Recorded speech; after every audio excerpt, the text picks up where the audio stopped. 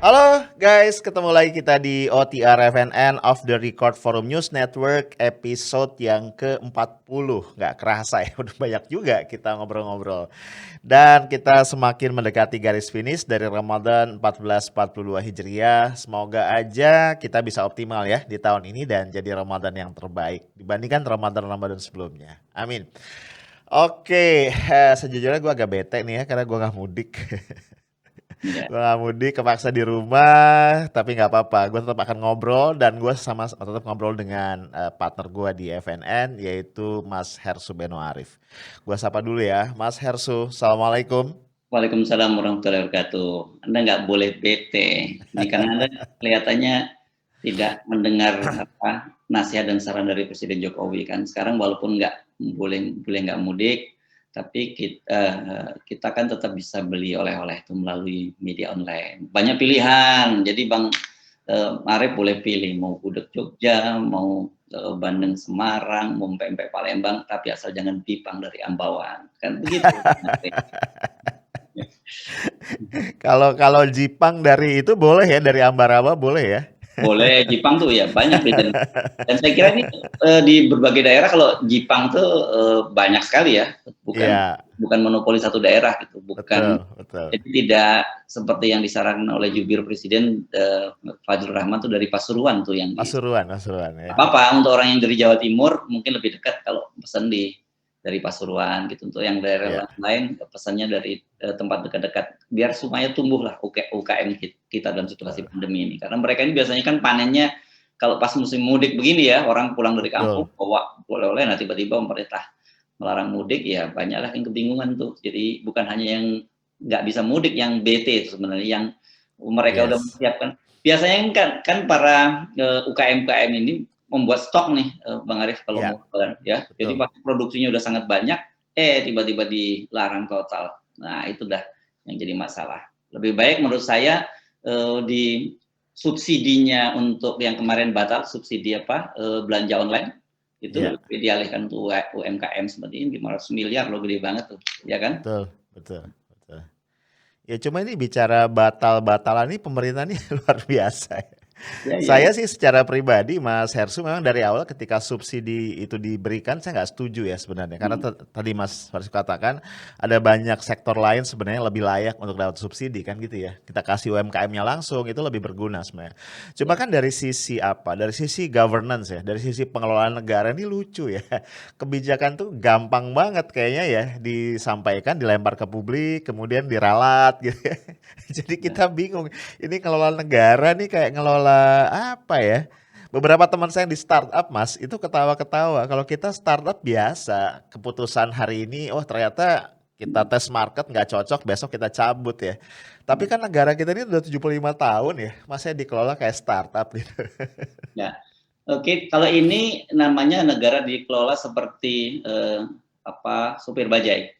Oh, Jadi, iya, tadinya kalau kita naik bajai kan begitu, Bang ke Manggarai misalnya begitu. Tapi ya tiba betul, tengah jalan kita berubah pikiran, kita tepok aja pundaknya betul, betul. supir bajai. Bang belok dulu deh Bang, atau mampir dulu deh Bang, saya mau beli bipang dulu, mau beli bipang dulu. Bisa itu yang terjadi saat ini.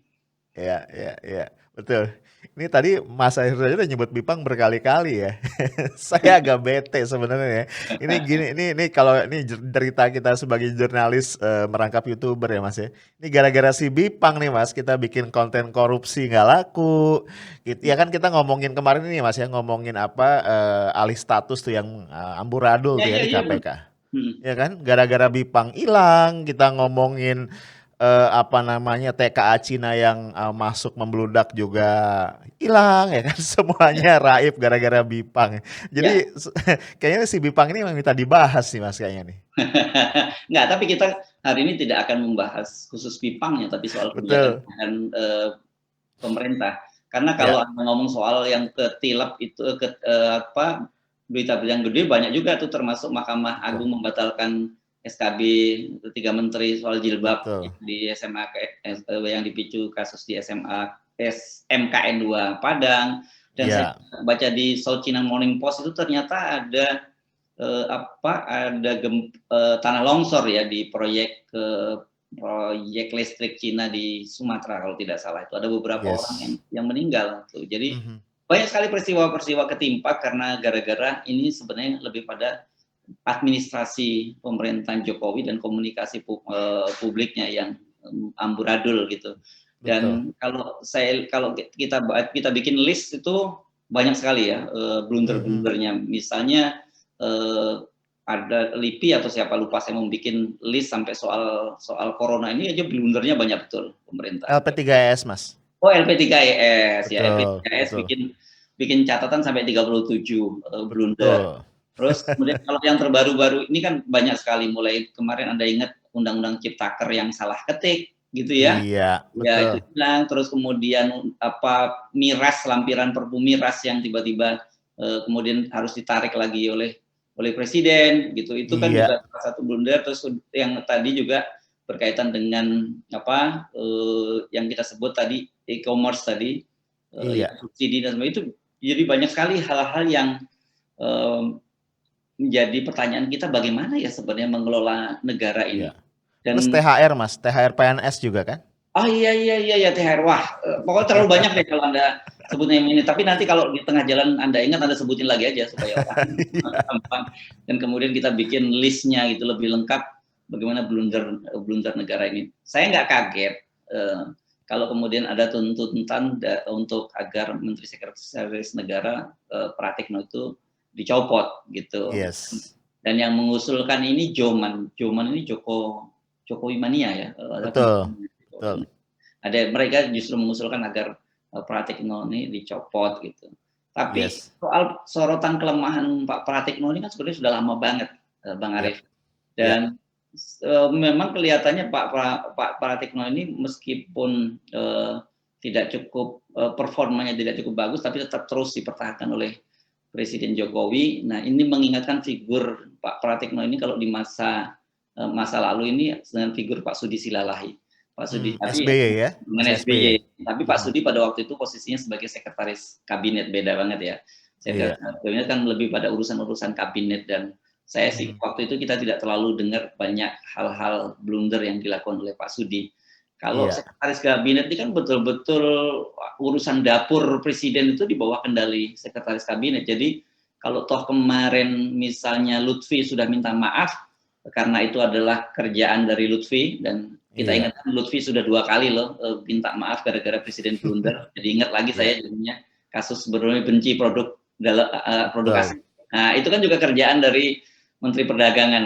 Ya. Jadi ini dia sudah 2 kali blunder, tapi tetap saja menjadi pertanyaan bagaimana kinerja dari sekretaris kabinet, Sekretaris Negara, Mas. sekretaris negara, nah bolak-baliknya. Karena sebagai wartawan yang pernah berada di lingkungan Istana Presiden, saya tahu betul bahwa hal-hal semacam ini bagaimana juga harus lolos dari dari sekretariat negara. Di situ Mhm. kan untuk kalau urusan media begini ada Biro Pers dan Media, terus kemudian Mhm. harusnya ada juga biro hukumnya untuk melihat pidato presiden ini kan implikasinya luas benar ya, bukan Betul. satu ada masalah hukum, kedua ada masalah politik, ketiga masalah-masalah sosial keagamaan, keempat Iya. berkaitan dengan masalah-masalah hubungan bilateral dengan dunia internasional. Ini Iya. jangan sampai blunder, karena kalau salah presiden blunder itu bisa memicu hal yang luar biasa, bahkan bisa memicu perang antar negara loh, Bang Arief. Yes. Yes. Ya, Mas. Ini kembali kalau ke contoh masalah Bipang ini, Mas ya. Ini Ya. ini ini menarik karena kalau kita lihat akhirnya semua orang kan bersuara ya. Hmm. Bersuara tuh tone-nya tuh nggak sama. Jadi kan kemudian kita tadi semakin melihat ini emang berantakan sekali ya.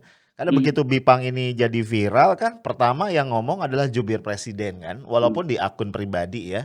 Fajrul bilang ini bukan Bipang tapi Jipang itu kan, dan macem-macem lah. Gitu ya.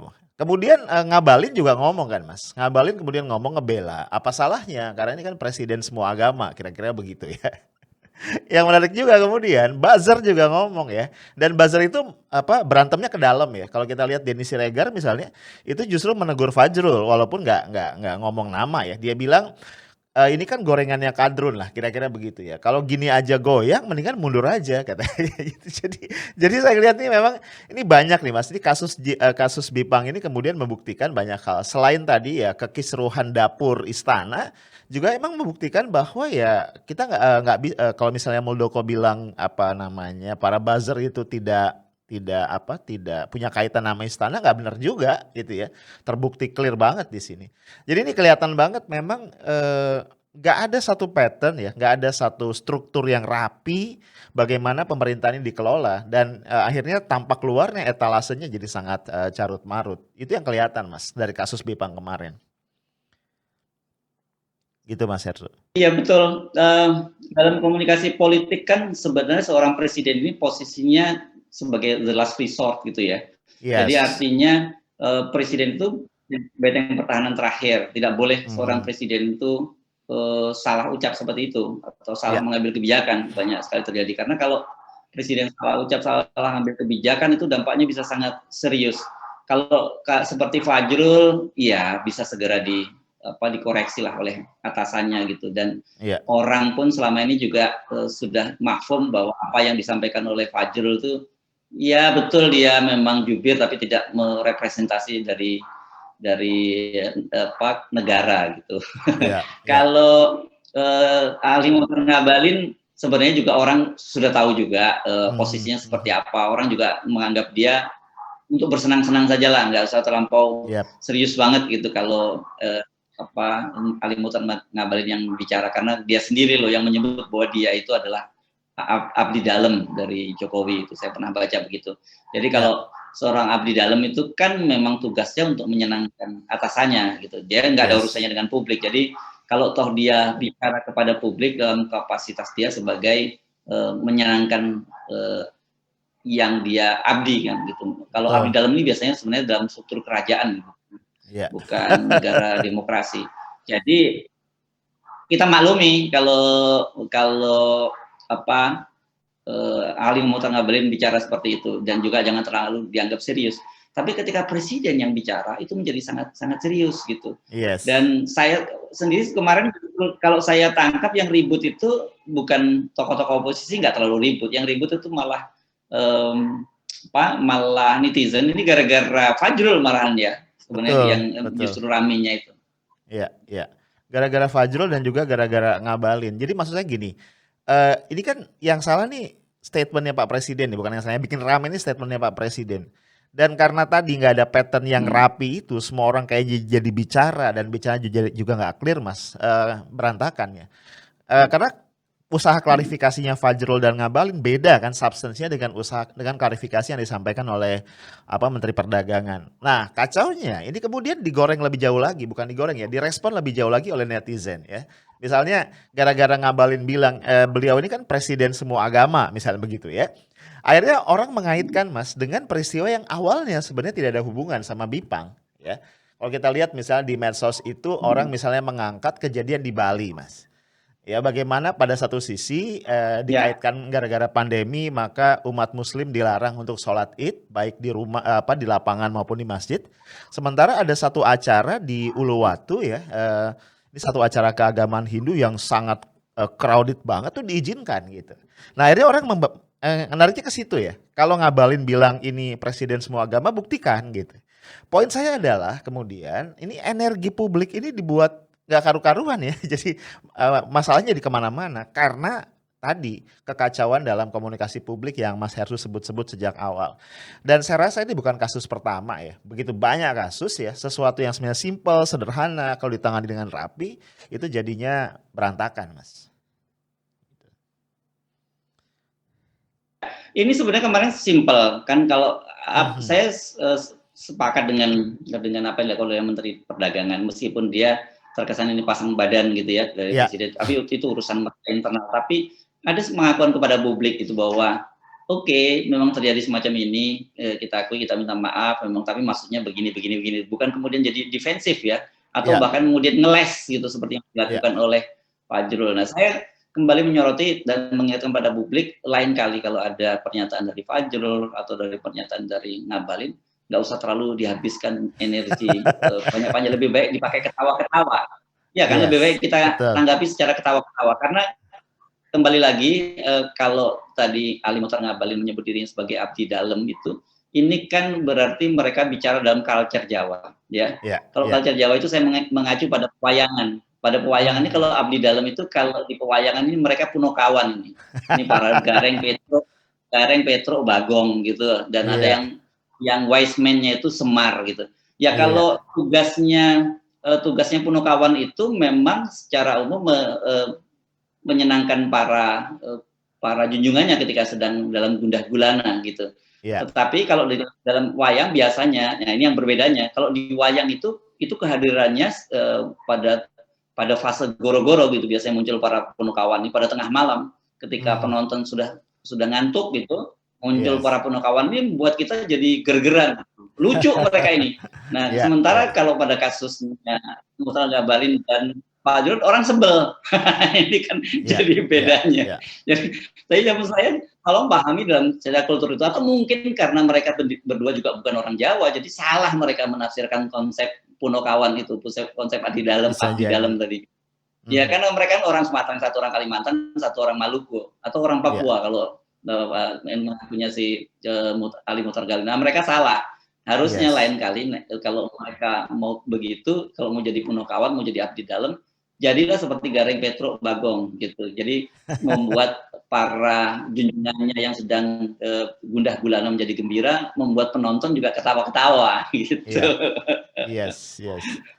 Nah, Mas ini yang menarik kemudian kalau tadi ya Mas kita lihat gambar besarnya kan berarti kekacauan di dalam dapur ya Mas ya, kekacauan di dalam dapur istana.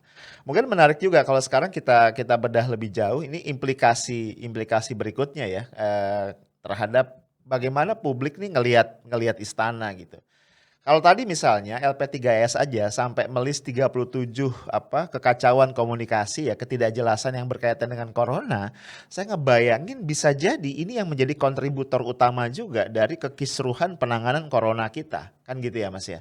Nah, saya ngebayangin ini kan banyak banyak hal besar ya di depan ya, masalah penanganan krisis ekonomi, tadi ya corona itu sendiri, kemudian juga hal-hal yang lain dengan kondisi seperti ini ya masih dikomandani oleh Pratikno misalnya, ini saya bisa bayangkan ke depan berarti rakyatnya harus siap-siap ya bahwa model-model kekacauan komunikasi publik ini nggak akan selesai nampaknya. Gitu nggak sih Mas Hersu? Saya kira ini nanti bisa menjadi kompetensi Anda yang banyak sekali bicara soal sumber daya manusia ya. Ini kan berkaitan Mhm. kalau kekacauan gini, satu jelas berkaitan dengan kapasitas, ya kan? Iya, iya, Kedua berkaitan dengan leadership, kan gitu ya. betul. Ketiga berkaitan dengan manajemen di lingkungan Mhm. itu. Nah, Anda bisa menambahkan listnya lagi. Yang saya lihat seperti itu. Jadi ya ini yang paling pertama yang saya lihat adalah soal kapasitas. Nah, mari kita Mhm. soroti misalnya siapa sebenarnya Pak Pratikno. Kalau Pak Jokowi sudahlah kita semua Iya, sudah paham siapa backgroundnya bagaimana kita paham dan orang juga melihat sebenarnya ini under capacity juga ada sebagai seorang kepala negara. Karena apa? Karena kalau kita lihat track recordnya Pak Jokowi ini kan orang yang melompat terlampau cepat gitu ya dari iya. wali kota di Solo, wali kota kecil hanya 2 tahun di Jakarta, kemudian langsung lompat menjadi presiden. Jadi ini kira-kira kita tadi nyebutnya kalau tadi supir bajai, saya kira enggak. Kalau Solo bukan supir bajai lah. Ini supir mikrolet tiba-tiba harus bawa supir truk gandengan. Gitu. Truk kan Mhm. ini Jakarta Indonesia ini besar sekali persoalannya. Jadi kayak truk apa tronton gandengan. Jadi ya wajar kalau kemudian nabrak-nabrak gitu. Tapi kan orang kemudian berpikir loh, tapi kan ini udah periode kedua, sudah tahun ke-6 masa Mhm. masih nabrak sana nabrak sini gitu. Nah, tapi kalau soal kapasitas itu memang agak susah ditingkatkan. Nah, Pak Pratikno siapa nih? Pratikno ini secara intelektual itu kita tidak perlu ragukan karena beliau kan pernah menjadi rektor Universitas Gadjah Mada. Jadi artinya Mhm. Mhm. dari sisi kuah intelektual tidak kita perlu ragukan. Tapi dari sisi jam terbang politik dan kemampuan mengelola birokrasi di pemerintahan, ya ini sangat sangat rendah karena dia bagaimanapun orang daerah, tidak punya networking yang cukup bagus, tidak punya pengalaman jam terbang yang tinggi mengelola sebuah negara ya. Itu yang terjadi akhirnya seperti ini. Kemudian bertanya loh, kenapa kalau banyak blunder kok Pak Jokowi tetap mempertahankan? Ya saya kira tadi itu selain chemistry yang kita sebut singgung-singgung sebelumnya, Pak Joko ini kan kalau kita lihat Pak Pratikno ini hampir sama lah dengan Pak Jokowi. Kesan yang muncul tampil itu sederhana, kemudian lebih banyak low profile, tidak ingin menonjolkan diri. Jadi ini kelihatannya cocok banget dengan Pak Jokowi. Dan saya sih mendengar katanya sekarang memang orang terdekat dari Pak Jokowi itu sebenarnya Pak Pratikno itu. Dan kemudian pada awal-awal ketika Pak Jokowi terpilih menjadi atau sebelum terpilih kan dia juga dia bekerja karena dia waktu itu di Kagama dan sebagainya mengerahkan dukungan terhadap Jokowi, dan waktu Jokowi terpilih dia sudah masuk tim 3 itu. Tim 3 itu pada waktu yang menyusun postur kabinet, siapa-siapa yang akan masuk kabinet. Karena itu kemudian posisi Pak Pratikno hingga sampai saat ini tidak tergoyahkan. Harusnya kalau udah blunder berkali-kali ini kan harus direshuffle, tapi kita tidak pernah dengar itu ada wacana reshuffle terhadap Pak Pratikno, dan orang sebenarnya sudah maklum, ya sudahlah kalau Pratikno terus pasti dipastikan akan terus bersama Pak Jokowi.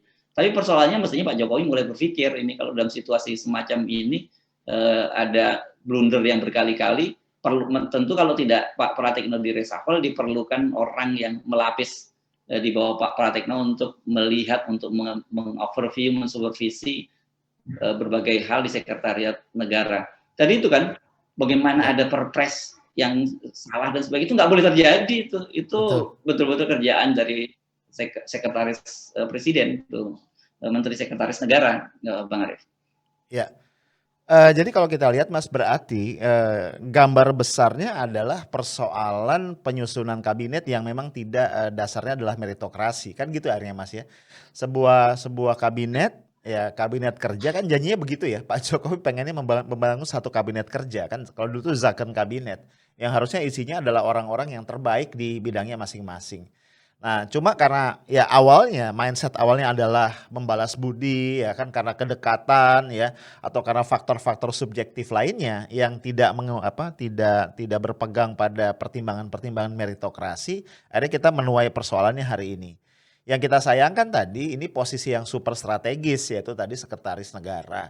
Nah, kalau tadi Mas Hersu mengatakan solusinya oke, kalau Pratikno kita nggak mau, presiden nggak mau geser, berarti harus ada pelapisnya kan gitu ya. Ada orang yang kemudian bisa mengambil alih, menutup lah beberapa lubang atau loopholes yang ada dari Pak Pratikno. Nah, bisa jadi Mas kalau solusi jangka pendek oke ya, tapi saya ngebayangin kemudian kalau ini menjadi solusi dari setiap persoalan inkompetensi dari pejabat-pejabat yang ada di kabinet ya. Mungkin kalau menteri kan dikasihlah dia wakil menteri kan begitu ya Mas ya. Ini yang terjadi akhirnya. Nah, kalau kita bayangkan seperti ini, maka ya kita lihat seperti juga ya sekarang ya. Maka kabinetnya menjadi kabinet yang sangat-sangat gemuk ya. Dan kemudian orang nggak jelas nih yang tanggung jawab siapa. Ya sebagai contoh lah kita lihat Menteri Kesehatan. Karena Menteri Kesehatannya bukan dokter, kemudian harus dikasih wakil menteri yang dia dokter. Karena bagaimanapun kan kebayang ya kalau Menteri Kesehatan tuh harus punya hubungan kuat dengan komunitas kedokteran kan gitu ya. Kalau menterinya bukan dokter kan susah gitu ya. Kemarin juga sempat ya, walaupun nggak jadi karena banyak suara tentang kompetensi Menteri Nadiem ya di sebelumnya, sebelum ada penggabungan segala macam, ada upaya mencari wakil menteri kan dari Sekjen PP Muhammadiyah, walaupun kemudian ternyata ditolak.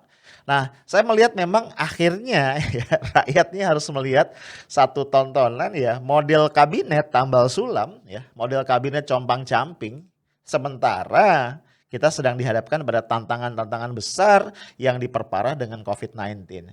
Nah, jadi akhirnya saya harus mengatakan kalau modelnya begini sampai tahun 2024 ya, kita akan senantiasa berhadapan dengan kekisruhan-kekisruhan gitu ya. Ada persoalan-persoalan nggak mampu ditangani, dicoba ditambal, ada kesalahan-kesalahan statement publik kemudian diralat, dan akhirnya yang merasakan kebingungan adalah publik. Gitu Mas Hersu. Iya, iya. Jadi kalau kita ibarat naik sebuah pesawat, itu pesawat besar ini antara pilot dan co-pilotnya ini memang jadi persoalan gitu. Dan tapi kalau di pesawat kan sebenarnya ada mode yang bisa dipakai, mode autopilot. Autopilot ini bisa membuat penerbangan lebih tenang. Atau kemudian ada pramugarinya kan, kalau misalnya kita mau masuk ke udara yang buruk mengalami turbulensi, sudah diingatkan gitu. Oke, kencangkan ikat pinggang gitu, siapkan kantong-kantong kalau mau muntah segala macam udah ada kantongnya. Nah, Ini kita mengalami turbulensi berkali-kali dan kita nggak pernah diingatkan. Yes, Jadi yang betul. terjadi bangsa ini jadi mabok dan kemudian antar penumpang saling menyalahkan. Nah, Ya, itu yang terjadi kan selama ini. Kita ribut sendiri antar penumpang dan kemudian ternyata kalau ini pilot sama co-pilotnya nggak cukup profesional, tapi dia rupanya menyiapkan penumpang lain yang sudah diantisipasi kalau terjadi nanti penumpang-penumpang protes, ada penumpang lain yang meredam para penumpang yang lain itu gitu, yang sedang ya, protes itu, dan kemudian pilotnya dan co-pilotnya terus saja menjalankan pesawat ini dengan gaya siksak dan membuat turbulensi terus menerus. Coba bayangkan ini selama 5 tahun, 6 tahun terakhir ini kan hampir mhm, setiap hari kita mengalami kegaduhan-kegaduhan sebenarnya tidak perlu bagi sebuah bangsa. Nah, jadi kita mikir kapan ini bangsa ini majunya kalau setiap saat selalu saja terjadi kegaduhan-kegaduhan semacam ini, hal-hal yang kecil tadi kan kita udah singgung di betul, depan gara-gara Bipang Ambawang, banyak hal-hal lain yang jauh lebih substansial kemudian jadi terlupakan. Dan mhm, apa boleh buat karena kita sebagai orang media ini kan lebih pada mengamati fakta dan membeberkan fakta, ya kita melihat kita membeberkan fakta gitu, bukan betul, bukan berarti kemudian kita ikut larut dalam persoalan yang remeh-temeh. Kita mhm, tetap membeberkan fakta yang ada sambil mengingatkan bahwa ini sebenarnya isu yang remeh-temeh ya, nggak harus mhm, selalu, nggak, jangan larut lah. Mari balik lagi ke mhm. persoalan utama kita yang jauh lebih serius. Jadi nggak mungkin juga kalau kita disalahkan, kalau gitu media jangan, nggak usah dong ngeributin soal Bipang. Kita tidak Iya, meributkan soal Bipangnya kalau kita iya, kan iya, gitu. Kita melihat apa yang ada di balik Bipang betul, gitu. betul, Apakah betul. ada udang di balik Bipang? Kira-kira gitu. Ya kan? Susah Mas, kalau Hah? udang di balik bipang itu Ah, mencampur adukan yang halal sama yang haram, itu susah Mas. oke. Ya, ya. Jadi Mas, kembali ke Bipang saya setuju Mas, karena ada juga beberapa netizen yang mungkin tidak sepenuhnya memahami dan kita ini disalahkan juga sebagai jurnalis. Lu sih nyebar-nyebarin gitu kan. Padahal tadi maksud kita kan bukan pada Bipangnya. Jadi kalau kita lihat ini kan sebenarnya adalah kita ngelihatnya masalahnya kayak gunung es Mas ya, kayak iceberg. Bipang ini cuma di ujung aja, ini masalah kecil yang kita sepakat nih nggak penting banget sebenarnya. Cuma kan sayangnya kisruh Bipang ini tadi menggambarkan memang kualitas ya. Kualitas dari bagaimana dapur pemerintahan kita dikelola. Nah, saya tertarik Mas buat ngomentarin sedikit analogi Mas Hersu tadi tentang pesawat ya Mas ya. Kalau pesawat Mas, di samping tadi ada pilot, co-pilot, ada mode autopilot, ada pramugari, itu guncangan itu Mas, itu kayaknya hampir nggak mungkin datang dari dalam. Itu persoalannya Mas ya. Jadi kalau pesawat itu guncangannya datang dari luar kan gitu ya. Jadi kita nih penumpang, pramugari, pilot, co-pilot tuh satu kubu gitu loh ya. Itu Berhadapan. kalau entar dulu, Heeh. itu kalau co-pilot dan pilotnya itu profesional. Itu Iya betul. Betul, betul. Saya sudah duga Anda akan bicara ke situ. Iya betul Mas. Nah persoalan kita kan saya cuman pengen bilang, persoalan kita kan sekarang pada pilot dan co-pilotnya. Nah sementara tadi Mas betul, kalau di pesawat yang sesungguhnya ada masalah dengan pilot dan co-pilot, itu masih ada bumper yang lain ya, ada mode otomatiknya tadi autopilot, ada pramugarinya segala macam kan begitu ya. Lalu ada apa, ada komando dari menara menara pengawas kan begitu ya, bisa memandu segala macam. Sementara kita enggak gitu. Tadi di awal Mas sudah mengatakan presiden itu adalah the last resort gitu ya. Jadi saya ingin katakan begini ya. Pada satu sisi betul ya, ada persoalan yang bikinin teks pidato, ada persoalan di Menteri Sekretaris Negara, ada persoalan mungkin di Menteri Perdagangan ya, sehingga terjadi kasus keributan pidato Bipang ini. Tapi nggak tahu ya Mas, saya mencoba mengandaikan. Saya pernah Mas dalam posisi di posisi manajerial yang cukup tinggi, sehingga kalau saya ngasih speech segala macam, itu pasti dibuatin Mas oleh sekretaris, oleh staff, oleh anak buah, oleh kepala divisi gitu. Tapi rasa-rasanya Mas, saya tuh nggak pernah berani pidato ya. Apalagi kalau di depan pihak eksternal tuh saya nggak pernah berani pidato. Kalau saya belum review Mas, saya belum review pidatonya, saya belum panggil yang nulis dan saya bahas nih maksud lu apa nih, poin ini maksudnya apa gitu. Itu saya nggak pernah berani. Padahal saya cuma mimpin perusahaan, ya. Saya ngebayangin apa nggak ada ya mekanisme internal Pak Presiden nih kalau disodorin sesuatu kemudian direview. Nah akhirnya saya membayangkan kalau kita di militer Mas ya, kan namanya prajurit itu nggak pernah salah kan. Yang salah itu adalah komandan. Ya, kalau ada sesuatu yang bermasalah, kita menyerang kemudian kita malah kalah atau gimana, itu yang salah adalah komandan. Kayaknya kita perlu perlu apa ya, bicara juga kepada publik bahwa bagaimanapun ini presiden itu adalah the last resource. Karena dia adalah the last resource, maka presiden nggak boleh salah. Harusnya begitu. Itu sih Mas kalau saya lihat. Ya, saya sih hampir pastikan ini Pak Jokowi bukan tipikal yang seperti itu, tipikal orang yang detail, Oke. yang mau membaca, mereview, melakukan itu. Saya kira beda sekali Mhm. dengan Pak SBY ya. Pak SBY Iya. itu bahkan saya dengar walaupun ada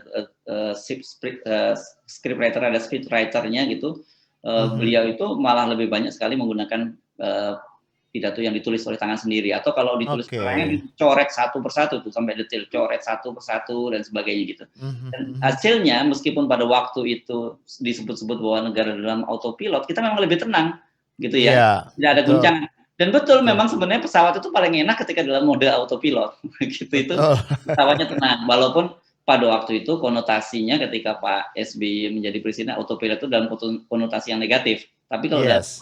konotasi penerbangan, autopilot itu bukan konotasi yang negatif gitu, karena Yes. kan udara sudah dalam kondisi yang baik, kemudian perjalanan sudah lebih stabil dan sebagainya, kemudian pilot menarik mode memencet tombol mode autopilot. Itu yang Yap, dimaksud dengan mode autopilot, bukan negara tanpa kendali, bukan autopilot. yap. Kalau dalam situasi yang seperti sekarang ini, kita betul-betul selalu dalam kondisi turbulensi, dan tadi konyolnya pilotnya tidak pernah memberitahu kita bahwa kita akan masuk dalam turbulensi. Tapi untungnya kita sendiri sudah selalu siap gitu menghadapi itu. Betul. Dan salah satu hal yang saya tetap syukuri itu, ternyata dalam situasi yang kacau gitu orang lebih banyak bersenang-senang gitu kan, menjadikan Mhm. ini hal-hal yang yang Yes. lucu. Dan inilah kelebihan orang Indonesia gitu, dalam kondisi yang kacau balau pun masih banyak yang orang bersenang-senang kan. Anda misalnya kemarin kita singgung soal bagaimana kemudian meme bermunculan begitu ya. Dalam Betul. kondisi mudik, orang tidak bisa pulang mudik karena pintu perbatasan antar kota ditutup, ada yang bikin meme bahwa 10 hari terakhir Ramadan pintu langit dibuka, sementara pintu antar kota, perbatasan antar Ditutup. kota ditutup dan sebagainya. Ini kan sebenarnya menunjukkan kecerdasan sekaligus kesehatan mental dari bangsa ini gitu. Jadi Betul mereka betul. masih bisa melihat dengan situasi yang jenaka, dalam situasi Mhm. yang sebenarnya kacau balau. Anda bayangkan kalau dalam situasi begini ini placement-nya orang marah, wah itu Mhm. jadi kacau balau gitu. Iya. Dan disitulah saya kira kembali lagi jasa dari dua abdi dalam, yakni Ali Mohtar Ngabalin dan Fajrul Rahman, jadi sansak hidup nih dari netizen. Dan mereka nggak peduli soal itu kan, yang penting bahwa tujuan mereka sudah tercapai kan, yang jadi sansak bukan lagi Pak Jokowi tapi mereka. Jadi sempat mereka berhasil mengalihkan itu. Itu situasinya. Saya kira Bang Arief, dalam situasi begini ya, kalau kemudian menurut saya inginnya lebih maju lagi gitu. Bagaimana kalau gitu kita menghadapi situasi semacam ini? Nah, itu yang saya kira menjadi pertanyaan yang serius dari banyak orang gitu kan. Kita melihat kemarin sejumlah tokoh mulai berkumpul, mulai berbicara gitu, kemudian Mhm muncul mhm. para profesor dari kampus-kampus juga sudah mulai kembali kesadarannya untuk pulih dan sebagainya. Saya sih berharap bahwa dalam situasi semacam ini civil society itu kembali menguat dan kembali menjadi satu dalam melihat persoalan. Kan kalau orang dulu punya, Pak Harto dulu begitu kuatnya juga bisa jatuh, karena civil society-nya sama. Tapi kalau sekarang ini kan civil society-nya terpecah belah gitu, dan kemudian tidak Mhm. bersikap bisa objektif dalam melihat persoalan. Kalau tadi Iya. saya ngomongin soal Pak Harto jatuh, bukan saya tidak ngarepin Pak Jokowi jatuh ya, tidak dalam Mhm. posisi semacam itu. Saya sebenarnya idealnya itu, tipikal saya adalah saya orang yang percaya dengan jalan demokrasi. Kalau Mhm. kemudian pemerintah itu jatuh bangun di tengah jalan, sebenarnya itu sangat buruk dengan sebuah proses demokrasi. Apalagi kita sebenarnya sudah memasuki dasawarsa kedua dari demokrasi, harusnya kita menuju demokrasi yang lebih matang. Itu Bang. Iya. Iya. Setuju Mas. Ya Mas, nampaknya kita sampai di ujung ya. Jadi kalau saya coba simpulkan tadi dari obrolan kita, di satu sisi kita apresiasi nih sama publik, sama rakyat yang bisa memahami kondisi dan kemudian melihat dari sisi yang enteng gitu ya. Dan tadi thanks to para punakawan. Tapi pada sisi yang lain kita tetap punya PR ya Mas, kita tetap punya PR ya, melihat perjalanan bangsa kita ke depan, karena kita sepakat ya, bangsa yang besar ini, negara yang begini kompleks ini nggak bisa dikelola dengan model supir bajai gitu ya. Ya, Dia nah, pasti ya dia mengalami turbulensi segala macam, si supir ini atau si pilot ini mesti ngasih tahu ya, dan mesti memberikan apa woro-woro ada langkah-langkah antisipatif. Dan sayangnya Oke. 6 tahun itu yang kita nggak dapatkan. Ya, Kira-kira kan gitu ya Mas ya? sebelum Anda tutup, saya mesti ingetin, mengapa sih terjadi situasi semacam ini? Kalau kita lihat asal anunya ya, kita root-nya ya, kita lihat akarnya itu. Ini kan Mhm, persoalannya karena adanya oligarki politik, betul, ada oligarki kekuasaan yang kemudian memaksa kita rakyat ini untuk membuat tidak punya pilihan lain. Ini betul. berkaitan dengan presidensial threshold yang 20%. Yes. Ya, jadi sebenarnya di situ mulai akar persoalan. Jadi mau kemudian muncul yang terjadi adalah bahwa rakyat itu cuma memberi stempel, Iya, milih yang satu, milih yang ini atau yang itu, dan dua-duanya bukan pilihan yang bagus gitu. Dan jangan betul. kaget nanti ke depan beberapa kali kita ingatkan kalau tidak diubah presidensial threshold itu yang terjadi bisa jadi nanti ada calon presiden tunggal gitu Iya, ya. Nah, iya, kalau toh tidak tunggal minimal supaya untuk ya sebagai pro forma itu terjadi adalah calon boneka. iya. Gitu. Jadi orang mana mungkin dalam situasi sangat mungkin terjadi dengan partai-partai yang sudah dikuasai sepenuhnya oleh pemerintah itu bisa terjadi macam itu. Apa contohnya yang terjadi di Solo kan begitu bagaimana Iya, iya. berhadapan ketika putra Pak Jokowi Gibran berhadapan dengan ketua RW dan habis, nah ini sensitif kalau menyebut ketua RW ini. Dan karena saya ketua RW, nanti jadi jangan sampai saya mendowngrade diri saya sendiri gitu. Iya, iya, Ya, iya, iya. berhadapan dengan ketua RW dan tukang cukur rambut. Ya jelas orang milih. Siapa yang milih ini kan kelihatan bercanda banget. Itu sebenarnya akar persoalan kenapa kemudian kita sekarang dapat pilot atau dapat supir yang bisa tiba-tiba tinggal ditepuk pundaknya dan belok setiap saat atau berhenti setiap saat, Bang Arif. Yes. Oke, baik, guys, itu tadi ujung diskusi gue yang cukup panas ya dengan Mas Hersu, dan inilah negara kita. Tapi kita terus mencoba untuk membuat arahnya menjadi lebih baik. Karena itu gue selalu mengulang-ulang kalimat akhir yang gue yakini banget ya. Jangan pernah berhenti mencintai Indonesia apapun kondisinya bro. Karena Indonesia itu adalah punya lu, punya gue, dan punya kita semua. Kita ketemu lagi ya di edisi berikut. Assalamualaikum warahmatullahi wabarakatuh. Waalaikumsalam warahmatullahi wabarakatuh.